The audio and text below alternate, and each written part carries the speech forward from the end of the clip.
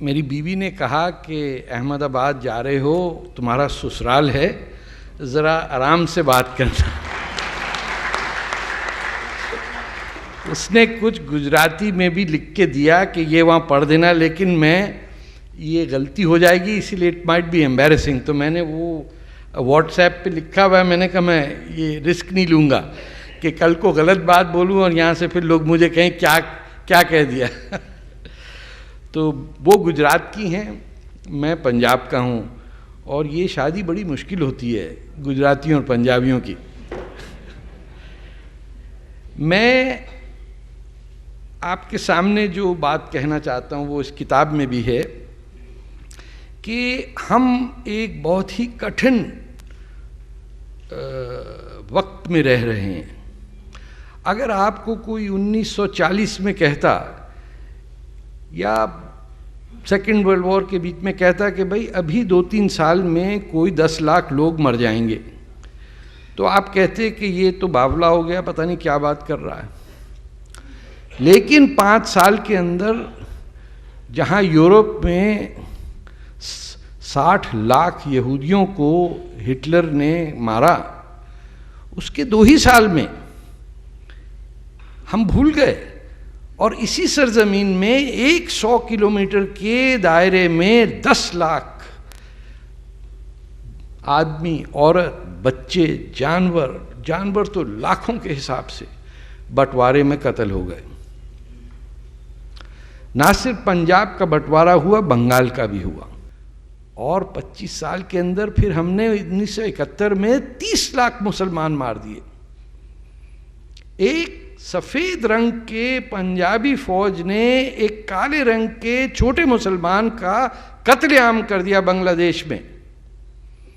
किसी को पता था कि पाकिस्तान बनने के अंदर 10 लाख 47 में और 30 लाख 71 में, और उसके बाद रोजाना 100 आदमी बलूचिस्तान में मारा जाएगा?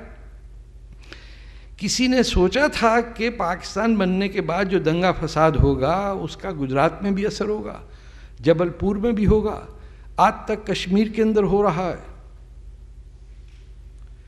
तो ये जो धरती आपकी, जिसको आप अपनी माँ कहते हैं, यहाँ का ना हिंदू कहीं जाएगा ना मुसलमान कहीं जाएगा। ये आपके नसीब चाहे अच्छे हों या बुरे हों, आपको तो साथ ही रहना पड़ेगा। आपका दुश्मन मुसलमान या हिंदू नहीं है, आपका दुश्मन है पाकिस्तान।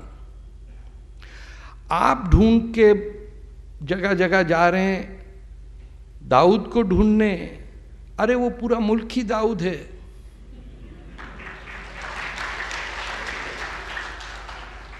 आपको तलाश है उनकी जिन्होंने मुंबई में कितने कई सौ आदमी मारे 93 में। अरे जो आके 26 नवंबर को मार गए, ये अभी कुछ साल पहले, उनका हिसाब तो कौन देगा? वो तो पाकिस्तान से आए थे ना। तो आपको जब तक ये नहीं समझ में आएगा हिंदुस्तान के मुसलमान और हिंदुओं को और सिखों को भी, वो जो बैठ के कनाडा में खालिस्तान बना रहे हैं पाकिस्तान का पैसा खा के, उनसे मैंने पूछा खालिस्तान पाकिस्तान में क्यों नहीं बनाते हो तुम लोग? तुमको बहुत पीड़ है ना पंजाबी जबान की, तो लाहौर में बना दो। पाकिस्तान को सिखों के बड़ा दर्द है, तो भाई ननकाना साहब में बना दो। तुमने ही कब्जा किया ना सिखों की जगह। उनके मक्का पे तो कब्जा पाकिस्तान ने किया है ना। लेकिन अगर आप भूल ही गए कि सिखों के मक्का पे जिसने कब्जा किया और हिंदुस्तानियों के उस दरिया को पे जिसका नाम ही हिंद है, सिंध है, इंडस है, उसको आप भुला गए। उसको उन्होंने कहा पता नहीं होगा, कहीं बहता होगा, हमें क्या पता। आपकी तो आइडेंटिटी ही इंडियन है ना, इंडस से है, गंगा से तो नहीं है ना। और गंगा भी कहाँ जाता है? बांग्लादेश में जाता है ना। ब्रह्मपुत्र भी बांग्लादेश में जाता है। तो इंडिया के दरिया कहाँ गए? बंटवारे के बाद बचा क्या? जब तक आप आपस में ही लड़ते रहेंगे और कहेंगे कि इसका सलूशन हिंदुत्व में है, हिंदुत्व में नहीं है।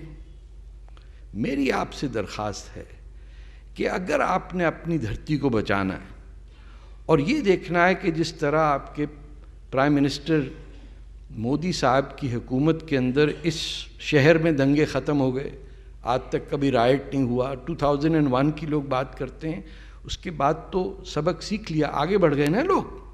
है टेंशन लेकिन साथ तो रहे ना। उसी तरह आपको ये समझना पड़ेगा कि इस नासूर का, इस कैंसर का ये ट्यूमर है कहाँ। मैं भी कैंसर का सर्वाइवर हूं।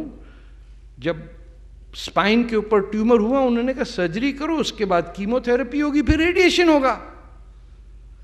आप ट्यूमर हटाए बगैर रेडिएशन कर रहे हैं भाई।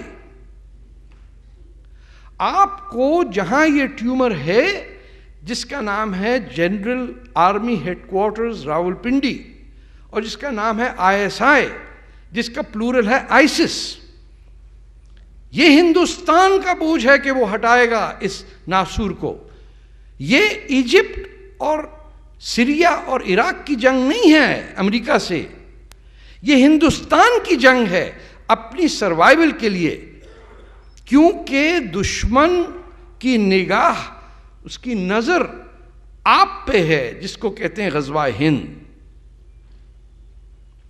उनको युगांडा से कोई ताल्लुक नहीं है, उनको वियतनाम, कांगो, अमेरिका शरीफ कुछ नहीं है। उनकी नज़र में वो लोग जो इस्लाम का कारोबार करते हैं, चाहे वो देवबंद से हों या वो हों मुस्लिम ब्रदरहुड के जियाले या वो तालिबान हों, ये सब वही कोका कोला के डिफरेंट ब्रांड हैं। कोई लाइट है, कोई हार्ड है, कोई ज़ीरो है, कुछ और है। ये वही जहर है, और ये जहर सिर्फ एक जगह बनाया जाता है जिसका नाम है इस्लामाबाद। और वो इसलिए कि जब तक ये दुख दुनिया भर में फैलेगा, उन पाकिस्तानी जनरल्स ने जिन्होंने जंग कभी नहीं लड़नी, उनका कारोबार चलता रहेगा। जो इस्लाम का तिजारत कर रहे हैं, उसमें उसके खिलाफ हिंदुस्तान के मुसलमान को पहले झगड़ा करना पड़ेगा, और मुसलमान को मदद के लिए इंडिया के हिंदुओं और सिखों को उनकी मदद करनी पड़ेगी। आपकी वो शादी है जिसमें तलाक नहीं हो सकती। आपको साथ ही जीना है, साथ ही मरना है। हिंदुस्तान के मुसलमान अगर हैं भी हमारे साथ यहां कहीं बैठे हुए, आपके लिए मैं एक बात कह दूं, आपके सामने बड़ा क्लियर चॉइस है। वो चॉइस शिया और सुन्नी का नहीं है, वो देवबंदी और बरेलवी का नहीं है, वो चॉइस है औरंगजेब और दारा शिकों के बीच में।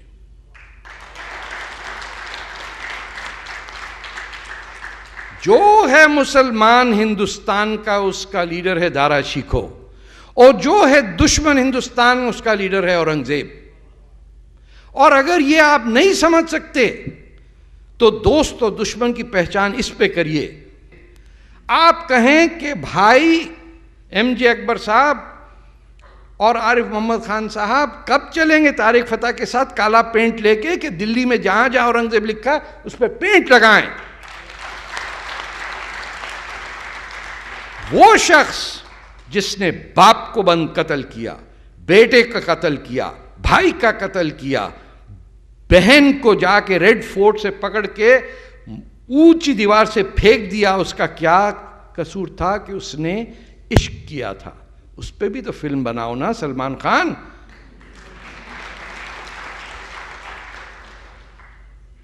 जब तक क्लियर कट देवबंद से आवाज नहीं आती, औरंगजेब मुर्दाबाद, दारा शिको जिंदाबाद, उस वक्त तक हमें पता है कि तुम किसके साथ हो। बाकी चीजें दूर की, तुम्हारा हक है, ये जमहूरियत है, तुम कुछ भी बोलो। तुम हिंदुस्तान मुर्दाबाद भी बोलो तो तुम्हें दिल्ली में आने देते हैं। वो तो कश्मीर से आए थे, उन्होंने कहा कि I am not an Indian. अरे मेरे हाथ में होता तो मैं वागा ले जाके कहता जाओ, खुला है रास्ता, दफा हो जाओ यहां से, ये कचरा साथ लेके जाओ तुम। जिन लोगों ने मौसीकी पे पाबंदी लगाई, उनको हिंदुस्तान से क्या लगाव है?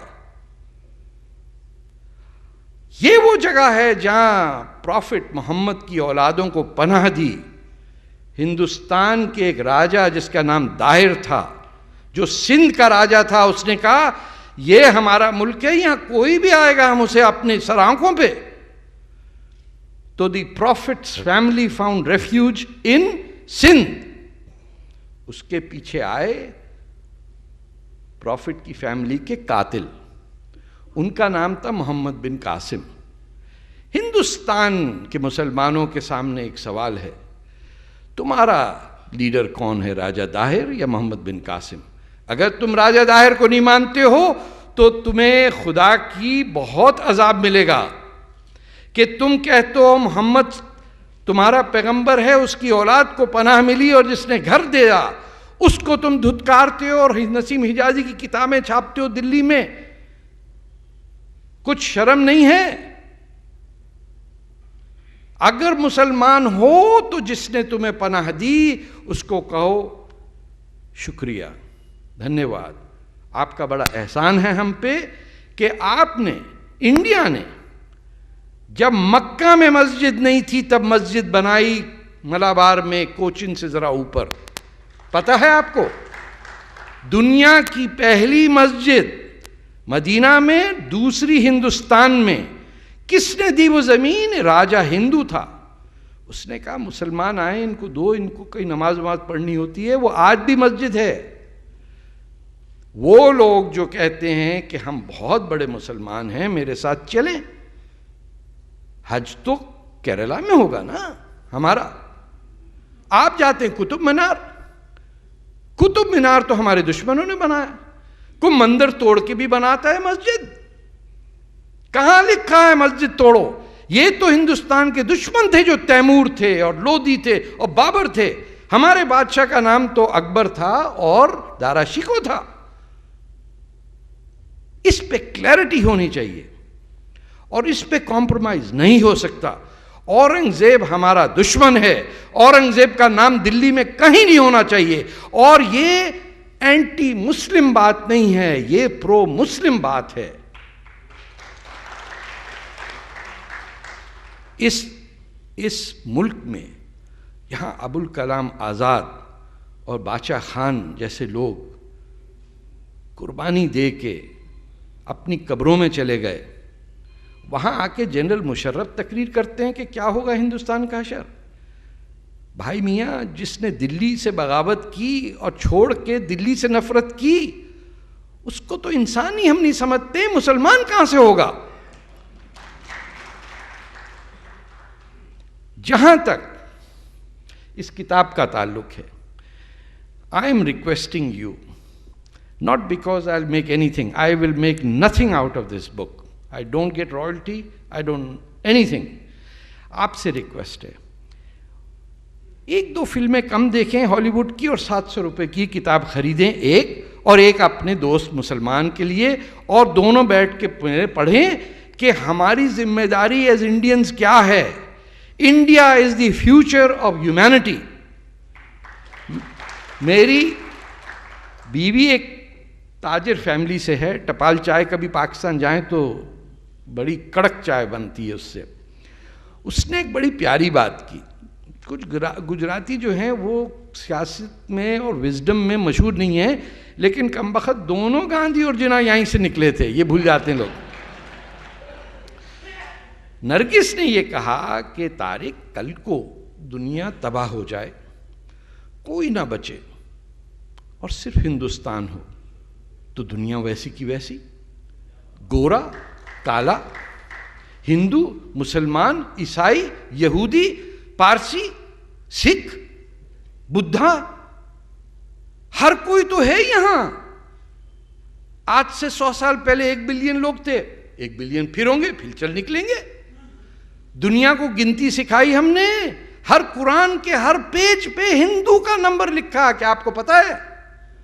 कुरान के हर वर्क पे जो नंबरिंग सिस्टम है वो हिंदुओं का है, ना ये मुसलमान को पता ना हिंदू को, लड़ पड़े आपस में। दोस्तों, अगर ये वीडियो आपको अच्छी लगी तो प्लीज़ इस वीडियो को लाइक करें, दोस्तों के साथ शेयर करें और चैनल को सब्सक्राइब करना ना भूलें, ताकि हम आपके लिए यूं ही बढ़िया बढ़िया वीडियो लाते रहें।